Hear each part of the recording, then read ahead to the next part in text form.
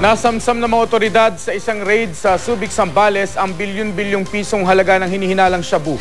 Arestadong 6 na sangkot umano sa kalakalan ng iligal na droga. Makibalita tayo kay Hazel Kawaing. Tinatayang aabot sa 2.5 billion pesos na halaga ng hinihinalang shabu ang nakuha ng mga otoridad sa isang bahay sa Subic, Zambales. Mahigit 4 kilo ang bigat ng umano'y shabu.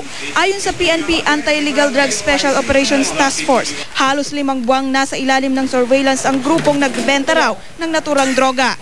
Nagtalaga ang pulis ng undercover agent para manmanan ang 6 na sospek mula pa noong Abril.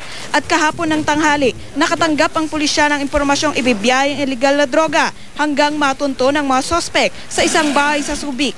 Tinangkaraw tumakas ang 2 pero nahabol sila ng mga pulis sa Florida Blanca, Pampanga. 6 ang naaresto. Pinoy ang 5, Filipino-Chinese naman ang 1. Itinanggi ng isa sa mga sospek na sangkot sila sa kalakalan ng shabu. Wala akong alam yan.